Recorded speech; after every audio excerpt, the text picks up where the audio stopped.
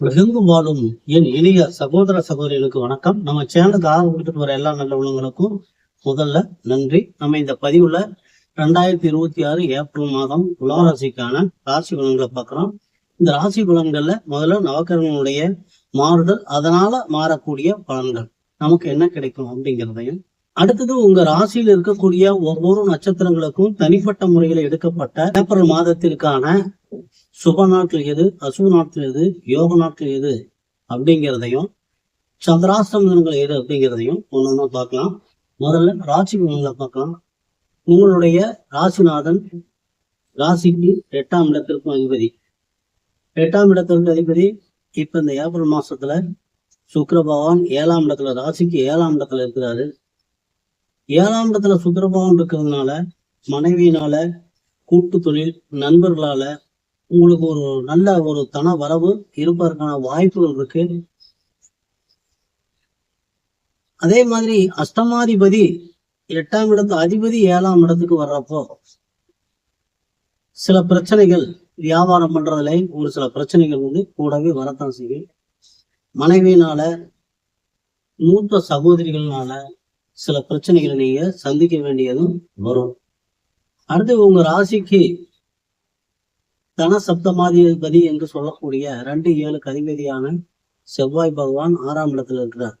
இப்ப தனாதிபதி 6ஆம் இடத்துல இருக்கிறப்ப வரக்கூடிய வருமானம் எல்லாம் கடனுக்காகவும், வேற தொழில்களை இன்வெஸ்ட் பண்றதுக்காகவும், கோர்ட்டு கேஸ், வம்பு வழக்குன்னு வரக்கூடிய அந்த கோர்ட்டு கேஸ் இருக்கிற அதுகளுக்காக செலவுகளுக்குமே சரியா போயிடும். இருந்தாலும் உங்க ராசிக்கு லாபாதிபதி என்று சொல்லக்கூடிய சூரிய பகவான் 6ஆம் இடத்துல இருக்கிறார். அப்ப 3, 6, 10, 11 என்று சொல்லக்கூடிய விவசாய ஸ்தானங்கள்ல இருக்கக்கூடிய பாவக்கிரங்கள் நல்ல மிகச்சிறந்த நன்மையை கொடுக்கும். அப்படிங்கிறதுனால சூரியன் 6ஆம் இடத்துல இருக்கிறதுனால உங்களுக்கு வம்பு கோர்ட்டு கேஸுகள் இருந்தாலும் எல்லாத்துலயும் வெற்றி கிடைக்கக்கூடிய ஒரு அற்புதமான மாதம். எதிரிகள் உங்களுக்கு கட்டுப்படுவார்கள்.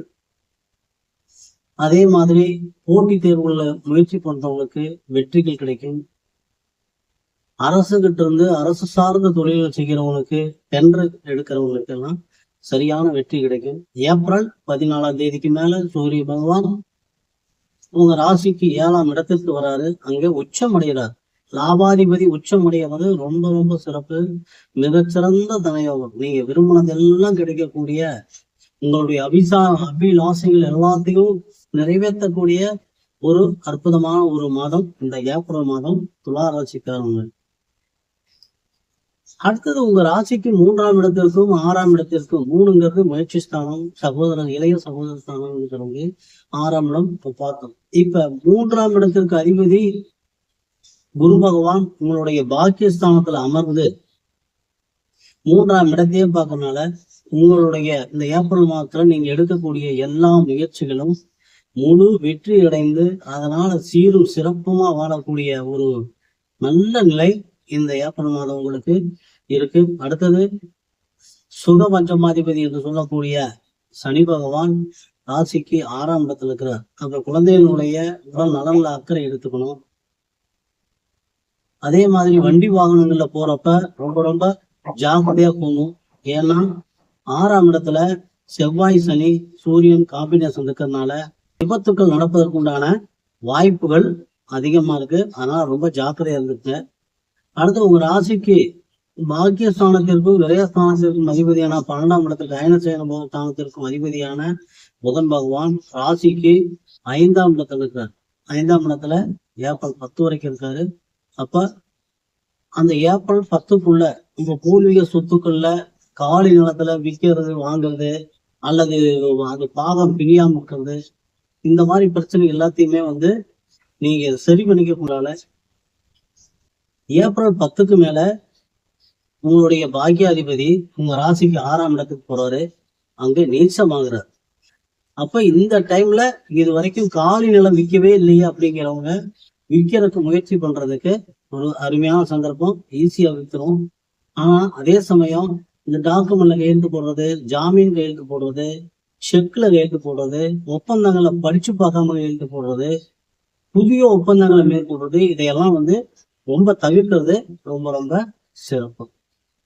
ஆனா உங்க ராசிக்கு 11ஆம் இடத்துல கேது பகவான் இருக்கிறதுனால விநாயகர் வழிபாடு, அதுவும் கற்பக விநாயகர் வழிபாடு உங்களுக்கு ரொம்ப ரொம்ப சிறப்பு. இந்த மாசத்துல சிவ வழிபாடும் கற்பக விநாயகர் வழிபாடும் நீங்க பண்றது ரொம்ப அற்புதமான பலன்களை எல்லாம் உங்களுக்கு கொடுக்கும். ஆக இந்த மாதத்துல எதிர்மறையை விட உங்களுக்கு லாபங்கள், தன லாபங்கள், அனுகூலமான நாட்கள், இப்படிதான் எல்லாமே நல்லா அற்புதமா அமைஞ்சிருக்குது. கொஞ்சம் எச்சரிக்கையா இருக்க வேண்டிய காலகட்டம்.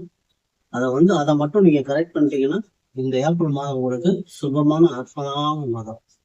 இப்ப துளாராசியில் இருக்கக்கூடிய ஒவ்வொரு நட்சத்திரங்களுக்கும் சுபாஷ்ட நாட்டுல பார்க்கலாம்.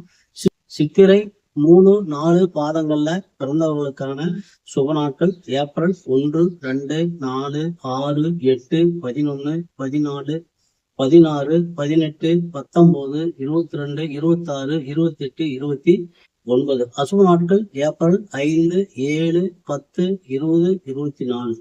யோக நாட்கள் ஏப்ரல் 16, 18. சுவாதி நட்சத்திர பிறந்தவர்களுக்கான சுப நாட்கள் ஏப்ரல் 3, 5, 7, 10, 12, 15, 17, 19, 20, 23, 27, 29. யோக நாட்கள் ஏப்ரல் 17, 19. அடுத்து விசாகம் 1, 2, 3 பாதங்கள்ல பிறந்தவங்களுக்கான சுப நாட்கள் ஏப்ரல் 1, 3, 4, 6, 8, 11, 13, 16, 18, 19, 21, 24, 28, 30. அசுப நாட்கள் ஏப்ரல் 7, 10, 12, 22, 26. யோக நாட்கள் ஏப்ரல் 18, 19.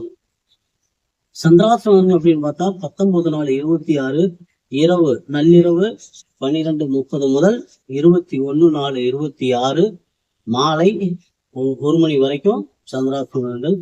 நன்றி நேயர்களே. மீண்டும் அடுத்த பதிவில் சந்திக்கும் வரை எல்லாம் உள்ள எம்பெருமான் முருகப்பெருமான் உங்களுக்கு எல்லா வளங்களையும் நலங்களையும் வாரி வழங்க வேண்டும் என்று வேண்டி இந்த பதிவினை நிறைவு செய்கிறோம். மீண்டும் அடுத்த பதிவில் சந்திப்போம்.